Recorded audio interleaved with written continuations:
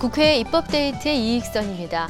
정부와 정치권에서 다양한 처방을 내놓고 또 수많은 고민에 고민을 거듭하고 있습니다만 전월세 문제 쉽게 풀리질 않고 있습니다. 심지어는 월급의 절반을 월세로 내놓는 경우도 생겨나고 있고요. 그럼에도 불구하고 직장 문제라든가 자녀 교육 문제 때문에 임대료가 비싼 수도권을 포기할 수도 없는 노릇입니다. 자, 오늘은 이 임대에 관련된 문제를 살펴볼 텐데요. 전월세 임대료 관련된 법안입니다. 공정임대료 법안이고요. 제정안입니다. 대표 발의를 해주셨습니다. 정의당의 박원석 의원 모셨습니다. 의원님 어서 오십시오. 네, 안녕하세요. 예, 반갑습니다. 네. 의원님께서는 어떠십니까? 혹시 집을 구하실 때 이런 어려움에 봉착하신 적이 있으신지, 혹 있으시다면 어떻게 해결하셨는지 궁금합니다. 저뿐만이 아니라 사실은 전월세 사시는 우리 국민들 특히 이사철 되면은 네. 집 구하는 문제로 여러 번 사실은 곤란한 경험들이 있으실 텐데요. 네네. 저도 올해 초에 전세 계약을 새로 했습니다. 살던 네. 집에서. 그 어렵게 구한다는 전세를요? 네, 5천만 원을 이제 임대료를 올려줬는데 네. 그래서 다른 데로 이사도 고민을 해봤는데 네. 사실 지금 상황이 다 마찬가지거든요. 네. 그래서 5천만 원을 올려줬습니다. 근데 네. 이 5천만 원이라는 게 웬만한 근로소득자들 같은 경우에는 2년 만에 5천만 원 전세값을 올려준다는 거는 쉽지 않은 일입니다. 물론이죠. 결국에는 이제 그 전세 대출을 받아서 올려주거나 하는 경우들이 많은데 그래서 그런지 은행권에 주택담보대출도 많이 늘었지만 맞습니다. 예. 전세대출도 굉장히 많이 늘었습니다. 그렇군요. 그래서 여러 가지로 지금 우리 주택임대차 시장이 어려움이 많이 있습니다. 네. 그러니까 의원님이 또 직접 경험하신 일이기에 더 이 애정 그렇습니다. 어린 네. 제정안이 될 것 같은데 네. 오늘 주제가 전월세 관련 법안입니다. 예전에는 뭐 이사철이다, 입학 시즌이다 이렇게 해서 어떤 특정 기간에 이 전월세 가격이 뭐 폭등하거나 네. 변동이 심했었는데 요즘은 뭐 시기가 따로 없는 것 같습니다. 그렇습니다. 네. 과거에는 이제 특히 이사철에 네. 이제 전월세 가격 변동이 심했고 그때 이제 이동이 주로 많이 이루어졌는데 네. 요즘은 특정한 시기가 따로 없이 워낙 전세값이 고공행진을 거듭하고 있고요. 네. 또 우리 인구 구조의 변화나 만성적인 저성장 문제를 구조적인 요인으로 꼽지 않을 수 없을 것 같아요. 결국에는 이게 이제 우리가 그동안에는 이제 주택 경기가 굉장히 화랑이어서 네. 집을 사놓으면 언젠가는 집값이 오를 거다 이런 기대 그렇죠. 심리들이 굉장히 많았는데 네. 사실 장기적으로 집값은 하향 안정화가 불가피합니다. 그 대신에 사실은 전월세 값이 지금 많이 오르고 있는 상황이고요. 네. 작년에 이제 국토교통부에서 했던 그 주거실태 조사 자료를 보면 네. 전국의 전국의 주택 임대차 중에 이미 55%가 전세에서 월세로 전환이 이루어졌습니다. 네. 그리고 전세값 같은 경우에 매매가 대비 전세가가 평균 70% 정도 되고요. 맞습니다. 서울의 일부 지역 같은 경우에는 매매가 대비 전세가가 90%까지 오른 곳이 있습니다. 네. 그리고 이 정부 들어서서 지금까지 그 주택 전세가 평균 한 5,300만 원 정도가 올랐습니다. 20% 정도 올랐고요. 네. 지금 이 시간까지 11개월 연속 특히 서울 지역 같은 경우에 주택 네. 전세값이 상승되고 있는 그런 상황이어서 네. 전체적으로 그동안에는 주로 이제 집값 신경을 많이 썼었는데 맞습니다. 집값보다도 이 전월세 시장을 어떻게 안정화시킬 건지에 대해서 정책적인 각별한 관심과 노력이 필요한 상황입니다. 그러니까 이런 변화가 집을 예전에는 목숨 걸고 집은 사야 돼, 내 집은 있어야 된다라는 그런 가치에서 좀 벗어난 영향도 있는 것 같고요. 그게 이제 가치의 문제일 수도 있고 네. 또 요즘에 이제 1인 가구나 2인 가구로 사는 젊은 세대들이 굉장히 많습니다. 네. 그런 인구들이 굉장히 많이 늘어나서 그런 가구 구성의 변화도 있고요. 또 워낙에 이제 가처분 소득이 과거에 비해서 여력이 없기 때문에 네. 집을 사고 싶어도 집을 살 수 없는 사람들도 굉장히 많이 있고 이미 주택 시장의 그 담보대출이나 이런 가계부채 비율이 굉장히 높기 때문에 네. 더 이상 빚을 낼 수 없는 낼 수 있는 여력이 없는 점도 여러 가지 원인이 작용하는 것 같습니다. 그렇군요.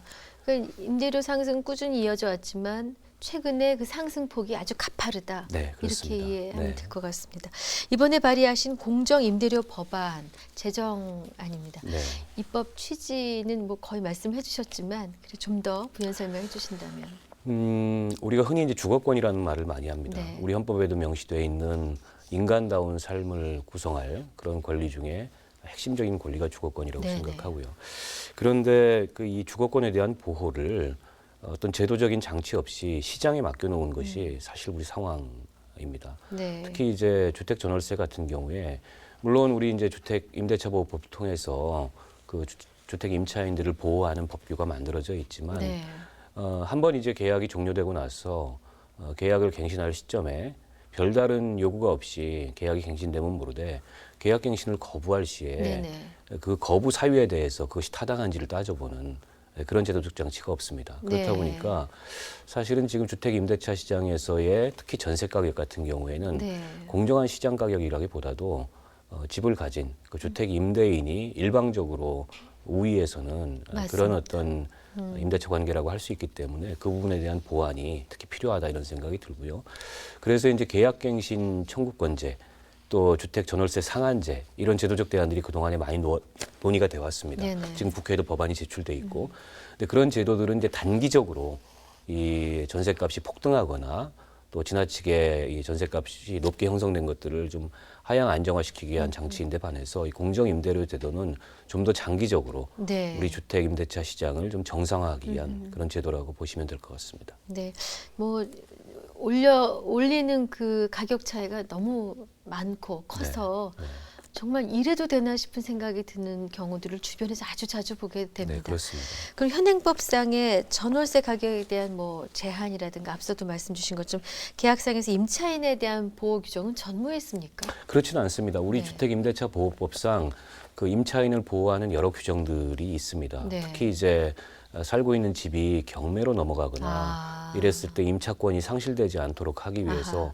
확정일자 우선순위 제도를 두고 있고 또 네. 최우선 변제권이나 이런 보호 장치들을 두고 있는데 근데 이제 계약 갱신에 관해서 임차인을 보호하는 규정은 현행 주택 임대차 보호법상에 없습니다. 네. 이제 외국 사례 같은 경우하고 대비되는 그런 것이라고 볼 수 있는데요.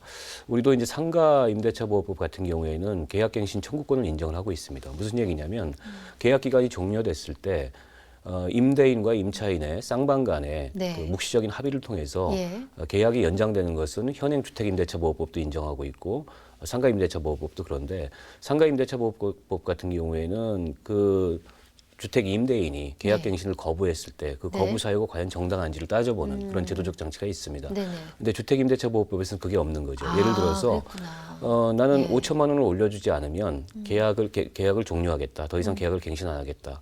했을 때 네. 임차인을 보호할 수 있는 제도적 장치는 없는 겁니다. 과연 그 아. 5천만 원을 올려달라는 임대인의 요구가 정당한 것인지에 대해서 네네. 따져보고 네네. 그것이 정당하지 않을 경우에 계약 갱신을 통해서 아. 임차인을 보호하는 장치가 없다는 거죠. 그렇군요. 네, 그러니 지금 울며 겨자 먹기로 해주든지 나가든지 그렇습니다. 그런 상황들이 네. 지금 주변에 비일비재한데, 근데 그 궁금한 것이 전세가 앞서도 크게 줄고 있다는 말씀 주셨어요. 전세가 뭐 우리나라에서 유일하다 이런 얘기도 들렸는데 그 해외 다른 나라 제도는 어떻습니까? 우리나라처럼 이 전월세 대란 이런 일은 없었을 것 같은데. 그렇습니다. 우선 전세제도는 우리나라에만 있는 그 독특한 그런 제도라고 보실 수 있을 것 같고요. 네. 외국 같은 경우도 뭐 유럽이나 이런 나라들의 사례를 보면 2차 대전이 끝난 이후에 여러 가지 주택 사정이나 이런 것들이 안 좋아서 네. 임대 시장에서 임대 가격이 폭등하고 그랬던 네네. 사례들이 있습니다. 그래서 사실은 그 전후에 통제 임대료 제도라는 것을 시행을 했습니다. 통제 통제한다는 임대료. 거죠. 예. 그래서 임대료를 일정 수준 이상 못 올리도록 아예 아. 국가가 제도적으로 강제했던 예. 그런 제도가 존재했었고 다만 이제 통제 임대료 제도는 주택 사정이 좋아지면서 점진적으로 폐지돼서 지금 그런 제도를 갖고 있는 나라들은 없습니다만 네. 그런 어떤 경험을 통해서 임대차 시장을 안정화시켰던 그런 그 전례가 있고요. 또 하나는 이제 그 우리는 전체 주택 시장에서 공공임대 주택이 차지하는 비중이 굉장히 낮습니다. 네. 5%가 채 안 되는 상황인데요. 근데 유럽의 그 복지 국가들 같은 경우에는 네네. 대체적으로 공공 그 주택이 차지하는 비중이 한 20% 정도. 그래서 이 공공주택이 전체적인 주택 임대료의 안정을 주도하는 그런 시장에서의 역할을 하고 있기 때문에 그런 점이 네네. 눈에 띄는 차이라고 볼 수 있을 것 같습니다. 그렇군요. 자, 공정임대료 법안 제정안 발의하셨고 내용이 좀 광범위할 것 같긴 한데요. 공정임대료가 무엇인지 정의를 다시 한번 말씀해 주시고 이 핵심 내용 짚어주십시오. 공정임대료라는 것은 일방적으로 사실은 임차인을 위한 제도라고 보기는 어렵고요. 네. 임대인과 임차인이 쌍방 합의하에 이 주거의 안정, 어떤 정주성, 또 주택 가격의 적정한 어떤 그 수준 이런 것들을 보장하도록 하는 그걸 유도하는 제도라고 볼 수 있을 것 같습니다. 네. 제가 낸 그 법안에 보면 일단 모든 주택의 임대차 관계를 시군구 기초자치단체에 등록하도록 되어 있습니다. 네. 주택의 위치, 면적, 그리고 계약 기간, 가격 이런 것들을 다 등록해서 네. 그게 이제 등록돼 가지고 전산화돼서 기록으로 남게 되면 시군구에서는 전문가들로 구성된 임대료 공정임대료 산정위원회를 구성하도록 되어 네네. 있습니다. 거기서 이제 그 주택의 위치와 네. 면적 또 인근의 유사한 주택의 가격 이런 것들을 고려해서 네네. 공정 임대료를 산출할 수 있도록 하고 그걸 이제 공시할 수 있도록 네. 하는 제도고요. 물론 거기에 이의가 있을 수 있습니다. 네. 임대인도 이의가 있을 수 있고 임차인도 이의가 있을 수 있습니다. 그렇겠죠. 그렇게 되면 그거를 일정 기간 내에 이의를 제기하게 되고 그렇게 되면은 임대료의 적정성에 대해서 그 분쟁의 여지가 있는 부분에 대해서 그 다룰 수 있는 그런 분쟁조정위원회를 통해서 네. 임대료를 조정하도록 그렇게 제도적 장치를 두고 있습니다. 갑자기 뜬금없이 궁금해진 것이 예를 들어서 대치동 학원가 주변은 형편없이 좀 낡아 오래된 아파트도 굉장히 비싸다고 하지 않습니까? 네, 그렇습니다. 이런 거는 공정임대료에서 면적과 위치와 계약 기간 이런 거를 산정하기가 참 쉽지 않을 것 같다는 생각이 드는데. 네, 분명히 어려운 점이 있습니다. 네. 왜냐하면 그게 주택의 어떤 유형화된 가치가 아닌 네. 그 주택이 자리하고 있는 네. 위치에 예, 그런 예. 무형화된 그렇습니다. 가치에 의해서 가격이 상승하는 거기 때문에 그런 부분들을 기술적으로 어떻게 조정할 수 있는가에 대해서는 이제 과제로 남아 있는데, 근데 주변 주택과의 어떤 비교 네. 이런 것들을 해서 네. 그 적정 임대료를 산출할 수 있도록 하고 있기 때문에 네. 그런 요소들이 반영될 여지가 충분히 있다고 생각합니다. 네네. 자, 최근 전월세 문제 한 해법으로 자주 나오는 대책이던데요. 이번 제정안의 내용에 담긴 임대차 등록제도라는 것이 방금 말씀하신 그런 부분이죠. 네. 이 여러 가지 정보를 데이터화해서 주변 것들과 균형을 맞출 수 있게 네. 하는. 대표적으로 이제 독일 같은 경우가 네. 유사한 형태의 비교 임대료 제도라는 것을 비교 시행하고 임대료. 있습니다. 예, 네. 그래서 마찬가지로 주택의 위치, 또 면적, 계약 기간 이런 것들을 고려하면서 한편으로는 4년간의 인근 주택 가격을 조사해서 그 가격과 비교해서 적정한 임대료를 산출하도록 하고 있고요. 이 임대료가 산출되면은 3년 이내에 20% 이상을 올리지 못하도록 하는 그런 상한선을 두고 있습니다. 네. 영국의 이제 공정임대료 제도 같은 경우에도 유사한 제도이긴 한데요. 네. 거기 이제 임대차 사정관 제도라는 걸 운영을 하고 있습니다. 네. 그래서 그 사정관과 사정위원회에서 적정 임대료를 산출하게 되면 첫 번째 계약 갱신 시에는 7.5%, 그리고 두 번째 계약 갱신 시에는 5% 범위 이내에서만 임대료를 올릴 수 있도록 하는 그런 제도를 운영하고 있습니다. 그렇군요. 이 법안의 실효성을 보장하기 위해서 뭐 처벌 조항이라든가 뭐 분쟁 조정과 관련된 규정은 어떻게 마련돼 있습니까? 처벌 조항은 따로 없고요. 네. 전월세 계약이 그 지방자치단체가 고시한 공정임대료를 넘었을 경우에 그 초과분은 무효가 되기 때문에 그는 이제 반환의 의무를 임대인이 갖도록 하고 있고, 네. 다만 이제 앞서 말씀드렸듯이 이의 신청을 할 수 네. 있습니다. 그러니까 공시가 된 이후에 그 공정임대료가 공시가 된 이후에 30일 이내에 이의 신청을 할 수 있도록 돼 있고, 이의가 있을 경우 이제 분쟁조정위원회로 가서 거기서 이제 분쟁조정을 통해서 최종적으로 결론을 내도록 돼 있습니다. 보통 이의 신청은 임대인이 하겠군요.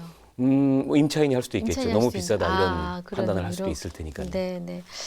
이 공정임대료위원회가 설치돼서 이제 분쟁을 좀 조정하는 그런 역할을 하게 되었을 경우에 혹시라도 정부 정책과 상충하는 면이 생기진 않을까요? 글쎄요, 정부 정책과 상충하는 면, 정부에서 예를 들어서 뭐 그 주택 정책을 부양책 중심으로 네. 이렇게 쓰고 그 결과가 주택 가격의 상승, 또 전세 가격의 상승 이런 식으로 나타날 때 사실은 기초자치단체가 운영하는 이 공정임대료 제도는 아무래도 그 우리 국민들의 네. 정주성이나 예, 예. 또 주거의 안정 예. 이런 거를 도모하다 보니까 충돌이 일어날 수 있는 소지는 없지 않아 있다고 생각합니다만, 네. 근데 향후에 그 주택 시장의 동향을 봤을 때 이게 주택을 어떤 재산의 가치 측면에서 주택을 통한 투자, 그걸 통해서 어떤 얻을 수 있는 수익 이런 것들은 앞으로 실현되기가 굉장히 어려울 거라고 보입니다. 제가 앞서도 네. 설명드렸듯이 우리 인구 구조가 고령화돼서 네. 이게 이제 주택을 구매할 수 있는 구매 여력이 축소가 되고 있고 네. 또 갈수록 빈집이 늘어날 가능성도 굉장히 많습니다. 아하, 예. 그렇기 때문에 더 이상 이제 빚내서 집 사서 그 주택 가격이 오를 것이라는 전망 하에 그 주택을 투자의 일환으로 보는 그런 어떤 관점은 유효하기 어렵다는 생각이 들고요. 네. 이제는 이제 주거의 안정과 주거권 이런 것들이 훨씬 더 중요하기 때문에 이런 장치를 도입하는 것이 향후에 어떤 주거권 보장이라는 측면에서 훨씬 더 의미가 있다고 생각합니다. 그렇군요. 이 재정 법안을 발의하시면 이제 공청회라는 단계를 네, 거치실 네. 텐데 주거 뭐 시민사회단체 전문가 여러 관계 전문가들 참여하셨을 겁니다. 네.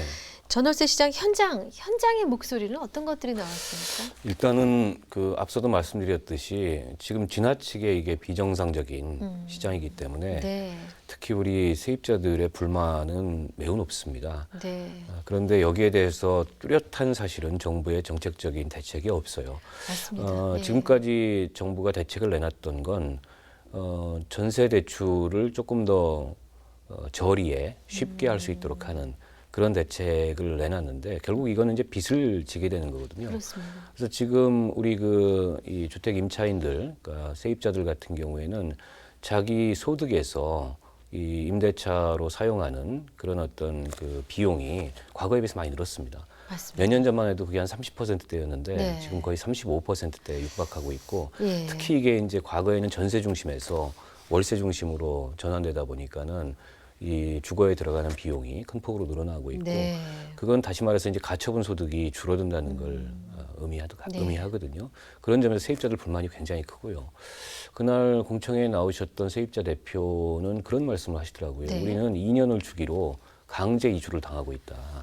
라고까지 충분히 이해가 됩니다. 그렇게 네. 말씀을 하시는 걸로 봐서 지금 세입자들이 실생활에서 느끼는 그런 고통들이 굉장히 큰 거 아닌가 이런 생각이 들고 네. 전문가들 같은 경우에도 우리 주택 전월세 시장이 이렇게 좀 비정상적이고 또 임차인의 주거권을 보호하는 그런 제도적 장치가 약하다 보니까 어떤 식으로든지 보완이 필요하다 이런 의견들이 많습니다. 네. 지금 특이할 만한 사항은 서울시에서 이 공정임대료제도 시범 사업에 돌입했습니다. 네네. 이게 이제 박원순 서울시장의 공약이기도 했고요. 네. 지금 이미 시범 사업에 착수했기 때문에 그 시범 사업의 결과가 어느 정도 나오게 되면 이 제도의 실효성이나 이런 것들을 판단해 볼 그럴 여지가 훨씬 더 커지지 않을까 이렇게 생각합니다. 네. 뭐 그동안에 우리가 익숙해졌던 그리고 그야말로 그 달달한 맛을 보았던 시장 아니겠습니까? 네. 이제는 아니지만 네. 어떻게 보면 패러다임을 바꾸는 틀이 될 것 같은 그런 재정 법안인데 법안의 실효성이나 적절성에 대해서 예상되는 이견. 대표적인 게 이제 전망하셨는지, 임대인의 네. 재산권을 제약하는 거 아니냐 예, 예. 이런 반론이 있습니다. 네. 그런데 이거는 경제사회적 약자라고 할 수 있는 그 세입자들의 그 주거권을 보호하기 위한 제도적 장치이지 이게 재산권을 제약하는 그런 목적의 입법이 아니고 어떻게 보면 그동안에는 좀 과도하게 임대인에 의해서 일방적으로 책정돼 왔던 그런 임대료가 오히려 비정상적인 것이기 때문에 이걸 이제 정상화한다는 측면에서 이게 재산권 제약이다 이런 반론은 좀 타당하지 않은 것 같고요. 네. 그리고 이걸 왜 지방자치단체의 그 공정임대료 제도를 운영할 수 있도록 두느냐. 네. 근데 그거는 우리나라의 여건상 서울이나 수도권과 또 지방 간의 주택 가격의 편차가 굉장히 큽니다. 너무 크죠. 네. 그 집값도 그렇고 전월세 가격의 편차도 굉장히 크고 또 이 임대차 유형도 많이 다릅니다. 서울 같은 경우에는 전세에서 월세 전환이 훨씬 더 급격하게 진행이 되고 있고 네. 지방은 상대적으로 그게 좀 완만한 속도로 가고 있기 네. 때문에 그런 차이를 감안했을 때 또 비교를 통한 비교 임대료적 성격이 있기 때문에 네. 기초자치단체를 단위로 한 공정임대료 산정이 어떻게 보면 가장 정확하지 않을까 이런 생각을 하고 있습니다. 처리 전망 어떻게 보고 계십니까? 우선은 여야를 떠나서 지금 주택 임대차 시장이 지나치게 과열돼 있고 또 비정상적인 높은 어떤 전월세가 형성이 돼 있기 때문에 대책이 필요하다 이런 점에는 공감이 있습니다. 그동안에는 주로 야당에서 그 전월세 상한제 또 계약갱신 청구권제 이런 것들을 주장해 왔습니다. 네. 저희 정의당만 하더라도 지금 국회에 서민주거복지 특위가 구성이 돼 있거든요. 이 문제 해결하기 위해서. 네네. 거기에 이제 계약갱신 청구권제와 또 전월세 상한을 그 계약기간 내 계약갱신 시에 3.3%로 네네. 제한하는 그런 법안, 또 지나치게 높은 전세에서의 월세 전환율 이런 것들을 좀 하향화하는 그런 네. 법안을 제출해 놨습니다. 네. 주로 이제 야당에서 이런 법안이 나왔는데 최근에는 여당 의원님들도 이 전월세 상한제나 계약갱신 청구권제의 필요성에 대해서 공감하는 그런 의견들을 많이 말씀을 하세요. 그런 점에서 저는 국회에서 우리가 충분히 논의하고 네. 토론을 하다 보면 사실은 이 법안의 필요성에 대해서도 공감대가 넓어질 수 있지 않을까 이렇게 생각합니다. 네. 자, 이제 약속된 시간이 거의 다 되었습니다. 좋은 결과 있으셨으면 바랍니다. 향후 관심을 갖고 또 추진 중이신 입법 계획이 있으신가요? 일단 이 법안이 빨리 국회에서 논의돼서 통과됐으면 좋겠고요. 네. 그리고 이제 4월 국회에서 이 사회적 경제 기본법, 네. 뭐 언론에도 많이 소개가 됐는데 여야에서 다 지금 발의가 이루어졌고 저도 대표 발의를 했습니다. 네. 특히 이제 여당 같은 경우에는 원내대표이신 유승민 네네. 대표께서 발의를 하셨고 유승민 대표와 신계륜 야당 의원이 대표 발의하셨고 저까지 이렇게 대표 발의한 의원들 사이에 개괄적인 합의가 지금 이루어졌고요. 네네.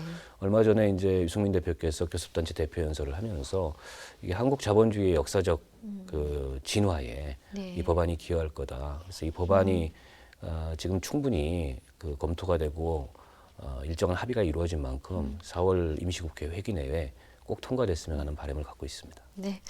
네, 오늘도 좋은 말씀 감사드립니다. 좋은 결과 있으시길 바라겠습니다. 네, 고맙습니다. 네, 지금까지 정의당 박원석 의원과 함께한 입법데이트였습니다. 시청해주신 여러분 고맙습니다.